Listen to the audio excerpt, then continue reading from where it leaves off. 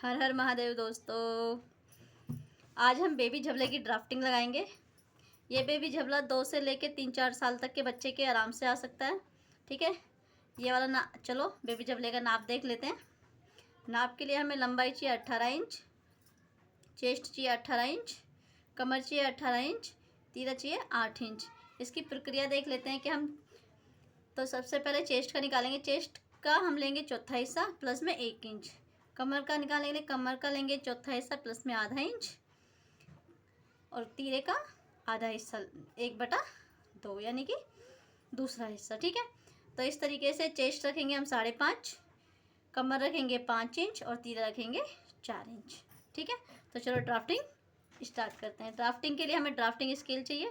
ठीक है, तो चलो ड्राफ्टिंग, ये मैंने ड्राफ्टिंग का नाप पहले से लगा रखा है ताकि आपको बताने में ईजी हो। ठीक है, तो ये ड्राफ्टिंग जो लगा रखी है मैंने, ये 1/4 और 1/6 दोनों से लगा रखी हैं। तो सबसे पहले हम नंबर 1 ड्राफ्टिंग देखते हैं। तो नंबर 1 जो ड्राफ्टिंग लगाई है वो मैंने 1/6 से लगाई है। ठीक है, तो सबसे पहले हम क्या करेंगे, इस कपड़ा लेंगे, कपड़े पे क्या करेंगे, नाप लेंगे। नाप में लेंगे लंबाई। लंबाई कितनी है, लंबाई है 18 इंच। तो 18 में मैंने 2 इंच प्लस करके रखा है, यानी कि 20 रखा है। 20 इसलिए रखा है, 1 इंच इतना ऊपर फोल्ड करने में आएगा और 1 इंच नीचे हेम लाइन फोल्ड करने में आएगा। ठीक है, तो इसमें हम अब इसकी ड्राफ्टिंग लगा लेते हैं। ड्राफ्टिंग के लिए सबसे पहले मैंने लंबाई रखी, लंबाई 18 है। 18 के बाद तीरा रखा, तीरा मैंने 10 इंच रखा है। चेस्ट मैंने 10 इंच रखी है, कमर मैंने 10 इंच रखी है, और जो हेम लाइन है वो मैंने 12 इंच रखी है। ठीक है, ये मैंने मैंने इसको लंबाई को 4 हिस्सों में बांट लिया। तीरा 10, चेस्ट 10, कमर 10 और हेम लाइन 12 इंचेस। ठीक है, अब हमें इसमें आर्म होल की गोलाई देनी है। आर्म होल की गोलाई देने के लिए मैंने चेस्ट का 12वां हिस्सा प्लस में 1 इंच, तो चेस्ट का 12वां हिस्सा आया हमारा 1.5 इंच, और उसमें मैंने 1 इंच प्लस किया तो 2.5 इंच। तो 2.5 इंच यहाँ पे लगा के हमने इस तरीके से निशान लगाया ये वाला, और यहाँ पर 1 इंच की गोलाई दी है। ठीक है, इस तरीके से हमारा पहला झबला तैयार हो जाएगा। ये ड्राफ्टिंग हम सेम पेपर पे लगाएंगे तो हमारे झबले की कटिंग हो जाएगी। ठीक है, अब नंबर 2 ड्राफ्टिंग। इस ड्राफ्टिंग को भी मैंने 1/6 से लगाया है। इसकी लंबाई मैंने रखी है 20 इंच। ठीक है, वही आधा इंच कंधे में जाएगा और 1 इंच नीचे से फोल्ड करने में आएगा। ठीक है, 1-1.5 इंच नीचे से फोल्ड कर देंगे। तो लंबाई को मैंने 4 हिस्सों में डिवाइड कर दिया। सबसे पहले तीरा, चेस्ट, कमर और हेम लाइन। ठीक है, अब तीरे के लिए हमें ये वाला नाप लगाना है, जो हमने ये नाप निकाला था ना, ये वाला नाप है। नाप लगाने के लिए सबसे पहले हम तीरा लेंगे। तीरा हमारा 4 इंच है। ठीक है, तो यहाँ पर मैंने 4 इंच तीरा रखा। ठीक है, 4 इंच तीरा, 5.5 इंच चेस्ट और 5 इंच कमर और 6 इंच हेम लाइन। ठीक है, सभी निशान डॉट्स को आपस में मिला दिया, और मिलाने के बाद 1 इंच की गोलाई देनी है हमें नीचे हेम लाइन में। ठीक है, अब हम ऊपर आ जाते हैं। हम शोल्डर निकालेंगे।